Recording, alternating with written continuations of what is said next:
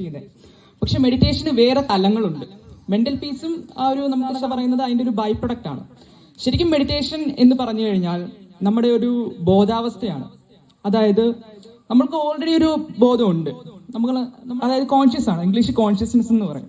നമ്മൾ conscious being ആണ്. ബോധമുള്ള ആൾക്കാരാണ് നമ്മൾ മനുഷ്യർ.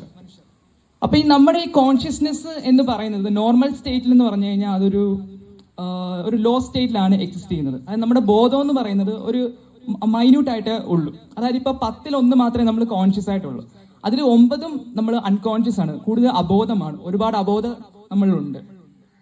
അപ്പൊ ഈ മെഡിറ്റേഷൻ എന്ന് പറയുന്നത് നമ്മുടെ കോൺഷ്യസ് സ്റ്റേറ്റ്, അതായത് നമ്മുടെ നോർമൽ ലെവൽ ഓഫ് കോൺഷ്യസ് സ്റ്റേറ്റിനെ കൂട്ടി ഒരു ഹയസ്റ്റ് ലെവൽ ഓഫ് കോൺഷ്യസ്നെസ്, അതായത് ബോധത്തിന്റെ ഒരു പൂർണ്ണ അവസ്ഥ, അല്ലെങ്കിൽ ബോധത്തെ കൂട്ടിക്കൊണ്ട് വരിക എന്നൊരു പ്രക്രിയയാണ് നമ്മൾ മെഡിറ്റേഷനിലൂടെ ചെയ്യുന്നത്, മെഡിറ്റേഷൻ ടെക്നിക്സിലൂടെ ചെയ്യുന്നത്.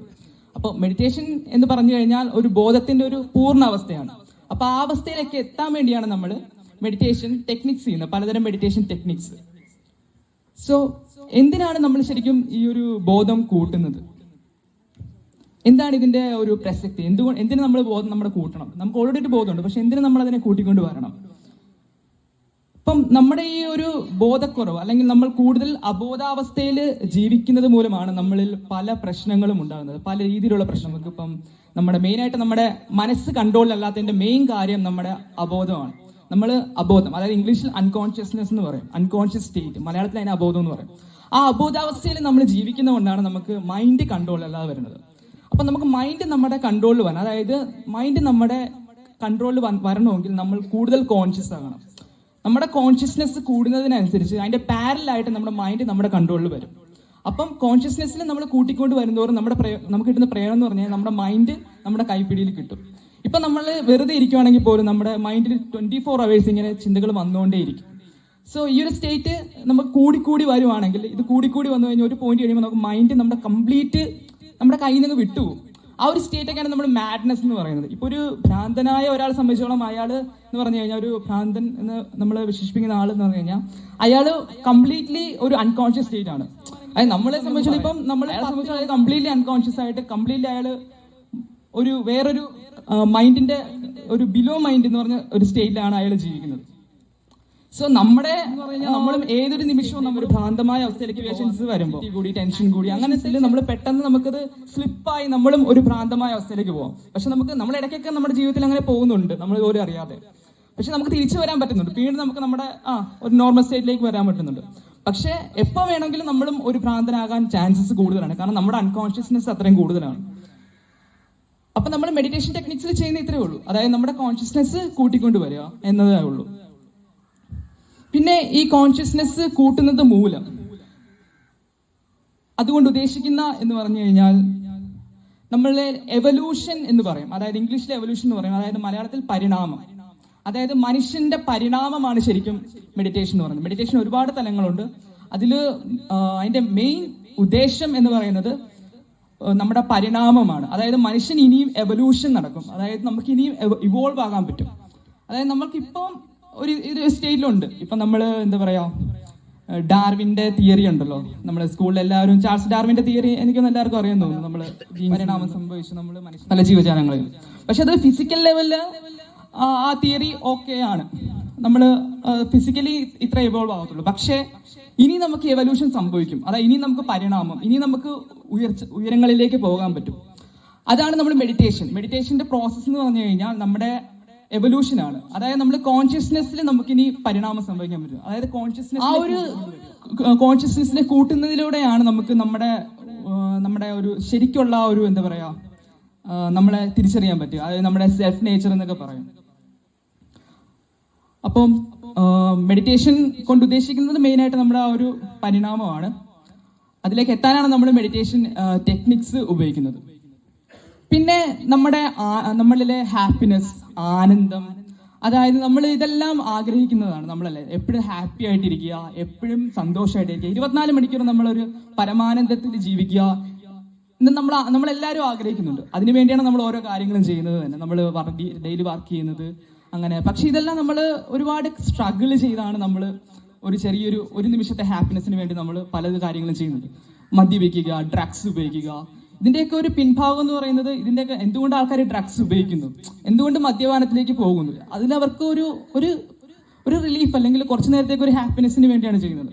പക്ഷെ മെഡിറ്റേഷന്റെ പ്രോസസ്സ് എന്ന് പറഞ്ഞു കഴിഞ്ഞാൽ, മെഡിറ്റേഷനിൽ പറയുന്നതെന്ന് വെച്ച് കഴിഞ്ഞാൽ നമ്മുടെ ശരിക്കുള്ള നേച്ചർ, ഞാൻ നേരത്തെ പറഞ്ഞു നമ്മുടെ സെൽഫ് നേച്ചർ എന്ന് പറയുന്നത് ഒറിജിനൽ അവസ്ഥ, നമ്മുടെ ഒറിജിനൽ അവസ്ഥ എന്ന് പറയുന്നത് നമ്മൾക്ക് ഒരു പരമാനന്ദം, ഹാപ്പിനെസ്, എക്സ്റ്റസി, ഇതാണ് നമ്മുടെ ശരിക്കുള്ള അവസ്ഥ എന്ന് പറയുന്നത്.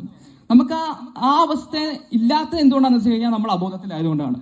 അപ്പൊ ബോധം നമ്മൾ കൂട്ടിക്കൂട്ടി വരുന്തോറും നമ്മൾ നമ്മുടെ ശരിക്കുള്ള അവസ്ഥയിലേക്ക് പോകുന്നു, മനുഷ്യന്റെ ശരിക്കുള്ള അവസ്ഥ.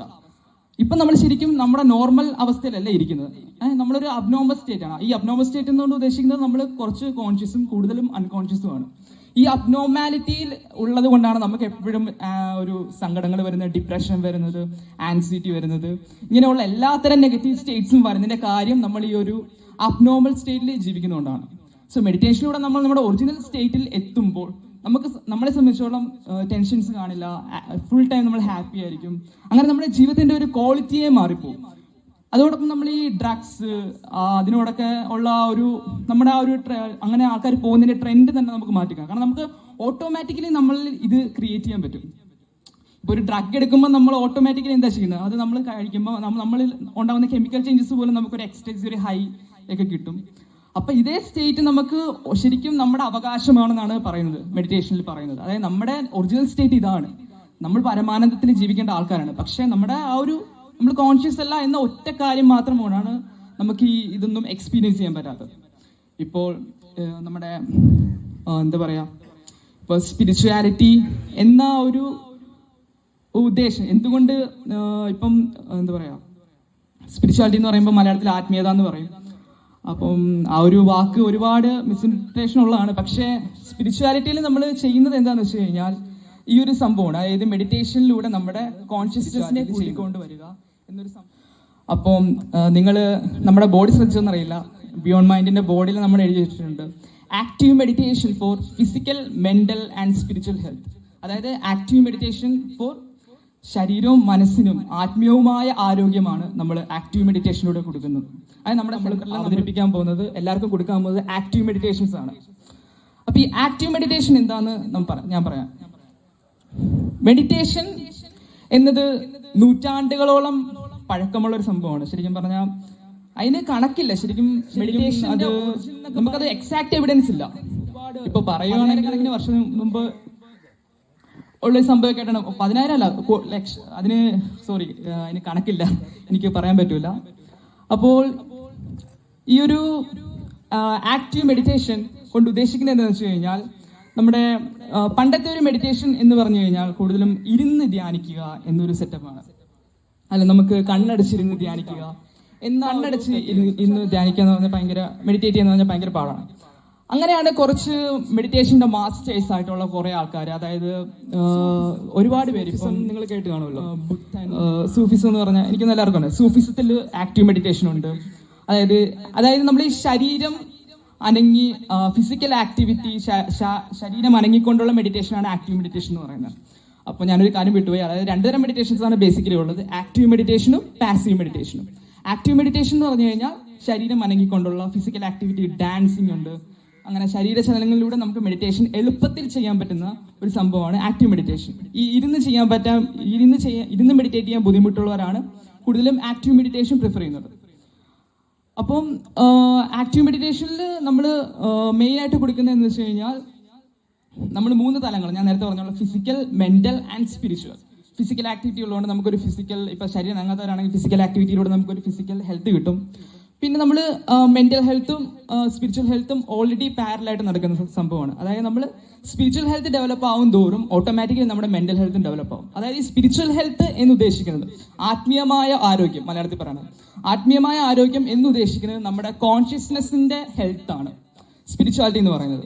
അതായത് സിമ്പിൾ ആയിട്ട് പറയുകയാണെങ്കിൽ, സ്പിരിച്വാലിറ്റി എന്ന് പറയുമ്പോൾ നമുക്ക് ഫിസിക്കൽ എന്ന് പറയുമ്പോൾ എൻ്റെ ശരീരം, മെന്റൽ എന്ന് പറയുമ്പോൾ എൻ്റെ മനസ്സ്, ഇതിന്റെ അപ്പുറത്തേക്ക് ഉള്ള ഒരു സംഭവമാണ് സ്പിരിച്വാലിറ്റി എന്ന് പറയുന്നത്.